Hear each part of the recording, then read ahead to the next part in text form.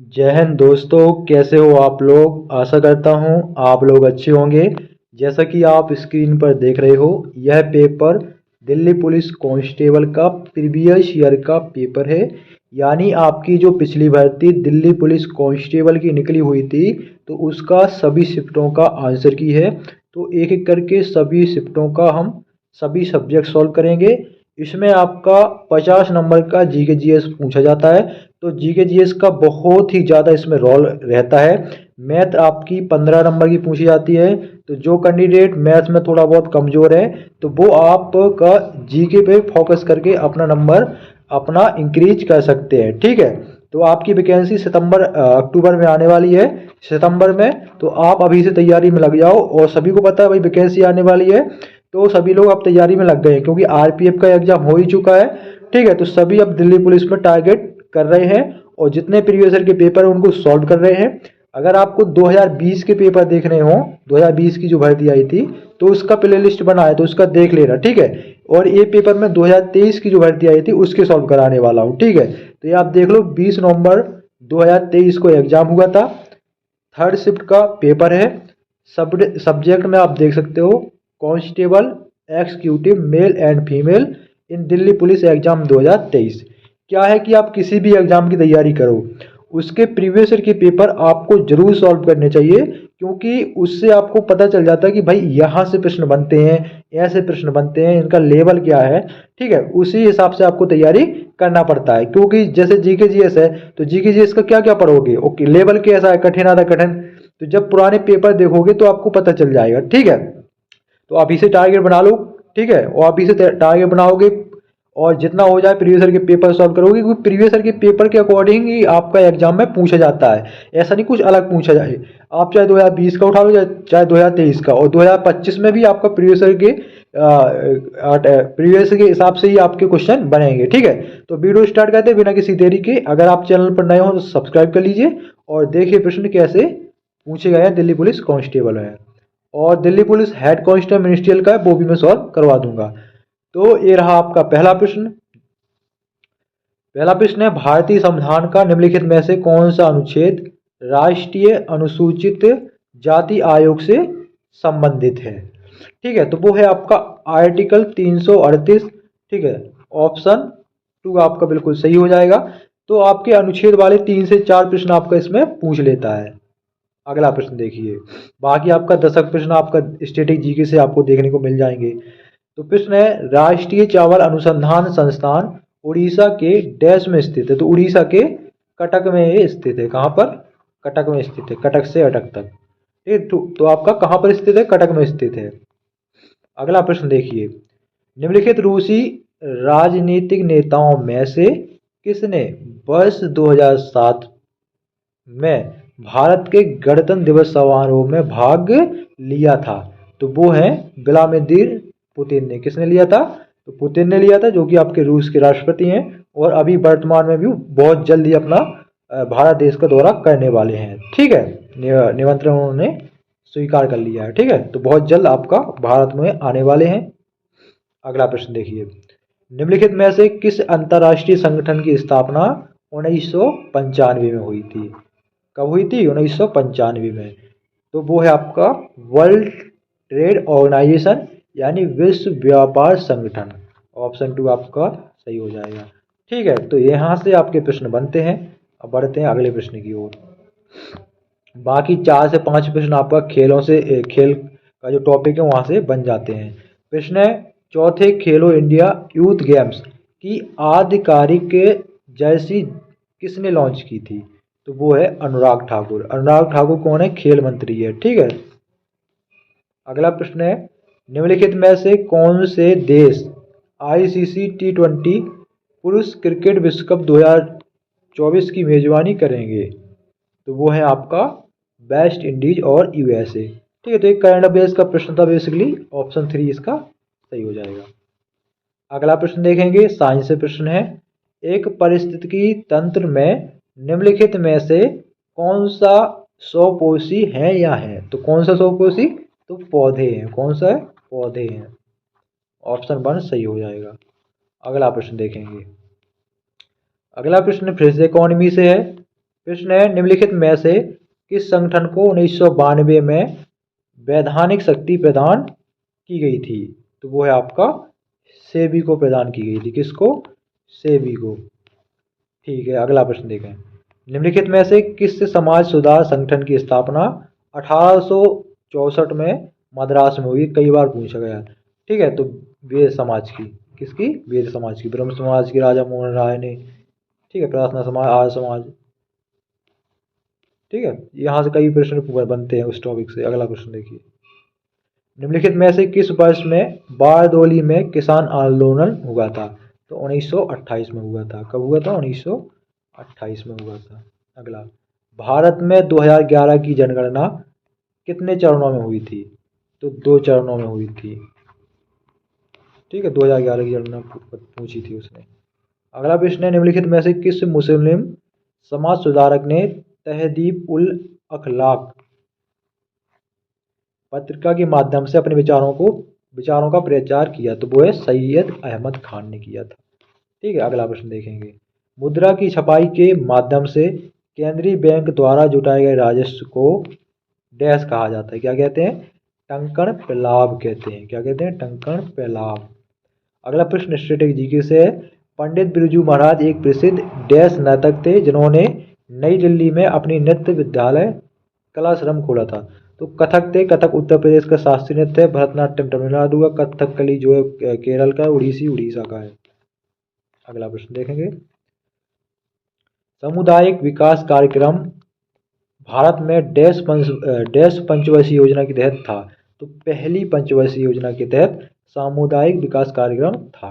ठीक है, अगला, 17वीं शताब्दी में डैश एक विदेशी यात्री पीटर मुंडी ने भारत का दौरा किया था? तो कौन था? इंग्लैंड का था। ठीक है, पीटर मुंडी।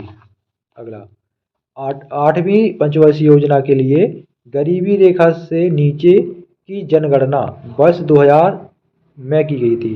तो वर्ष 1992 में की गई थी। अगला प्रश्न देखें।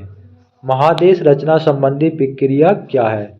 तो यह आपका, इसमें भूपट्टी के बड़े हिस्से का उत्थान या आंवलन शामिल है। तो ऑप्शन 3 सही हो जाएगा। ठीक है, थोड़ी लाइट चलेगी, कोई दिक्कत नहीं।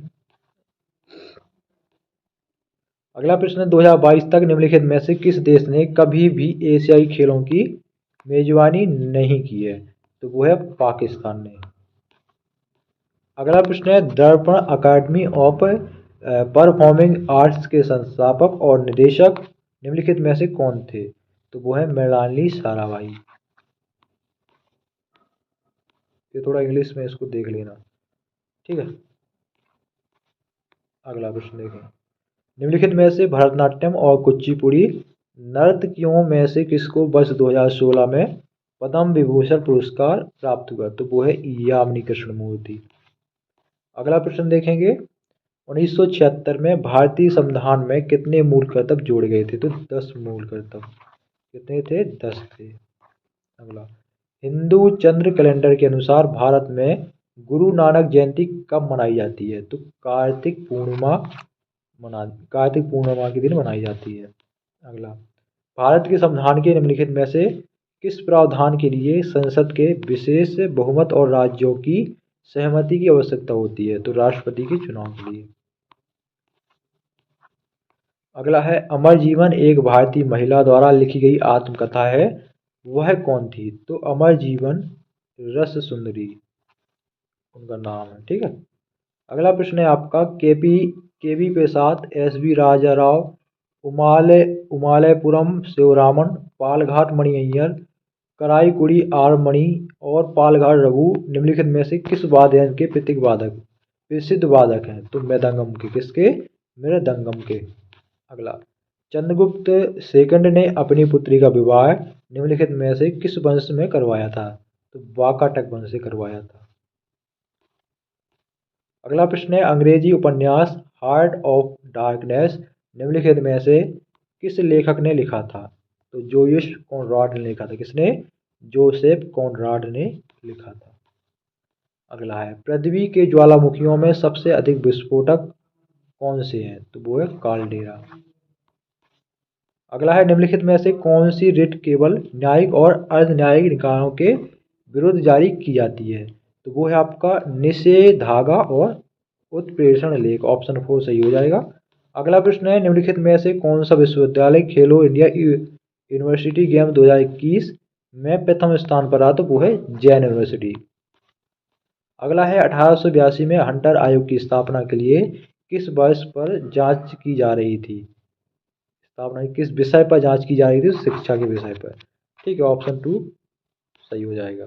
अगला प्रश्न देखेंगे, हैदराबाद में चार मीनार एक डैश विशाल संरचना है जिसमें चार मीनार हैं, तो कैसी संरचना है? वर्गाकार। अगला प्रश्न है, आर्यभट्ट को डैश के सबसे महान खगोलविदों में से एक माना जाता है? तो आर्यभट्ट को गुप्त काल के, ऑप्शन 2 सही हो जाएगा। अगला, निम्नलिखित में से कौन शहनाई वादक नहीं है? तो कृष्णराम चौधरी हैं, अली अहमद हुसैन जी हैं, बिस्मिल्लाह खान जी हैं और एन रामानी नहीं है। अगला, मौलिक अधिकारों की रक्षा के लिए कितनी प्रकार की याचिकाएं जारी की जा सकती हैं? 5 प्रकार की। अगला है, सीमा किरमाणी निम्न में से किस नृत्य शैली से संबंधित है? तो भरतनाट्यम, जो कि तमिलनाडु राज्य का है, सत्रीय असम का, कथकली केरल का है, मोहिनीअट्टम भी केरल का है।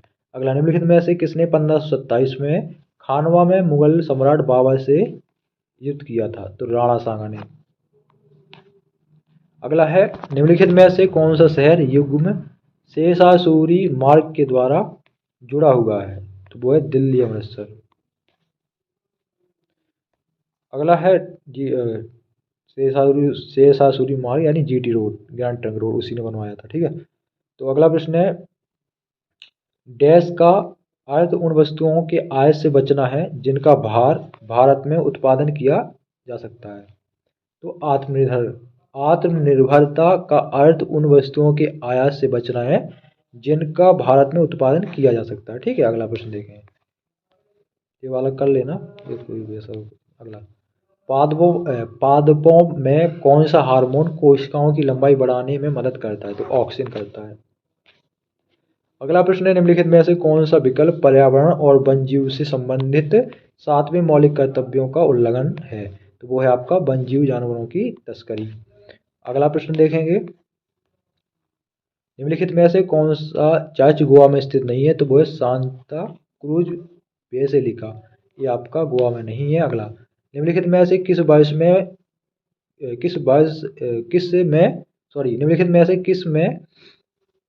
किस वर्ष में सूक्ष्म लघु और मध्यम उद्यम मंत्रालय द्वारा स्फूर्ति योजना शुरू की गई थी? तो वर्ष 2005 में की गई थी। ठीक है, थोड़ा। अगला प्रश्न देखेंगे, भोजन में ऐसे यौगिक क्या कहलाते हैं जो लाभकारी आंत सूक्ष्म जीवों की वृद्धि या सक्रियता को प्रेरित करते हैं? तो प्रीबायोटिक कहलाते हैं। अगला प्रश्न देखेंगे, कुल जनसंख्या 2011 के आधार पर निम्नलिखित राज्यों को आरोही क्रम में व्यवस्थित करें। पहले आएगा आपका महाराष्ट्र, फिर आएगा बिहार, फिर आएगा पश्चिम बंगाल। ठीक है, तो पहले नंबर पर Uttar Pradesh. Two compounds with the same molecular formula but different structure are known as, तो वो है आपका स्ट्रक्चरल आइसोमर, ऑप्शन 1 सही हो जाएगा। अगला प्रश्न है, मानसून शब्द की व्युत्पत्ति अरबी शब्द मौसिस से हुई, यह निम्नलिखित में से किससे समतुल्य है? मौसम से। तो दोस्तों, ऐसे आपके दिल्ली पुलिस कांस्टेबल में पूछे गए जीके जीएस के प्रश्न। वीडियो कैसा लगा कमेंट बॉक्स में जरूर बताएं। आगे जो सेक्शन है वो रीजन का स्टार्ट है। ठीक है, तो मिलते हैं किसी नेक्स्ट वीडियो में। जय हिंद।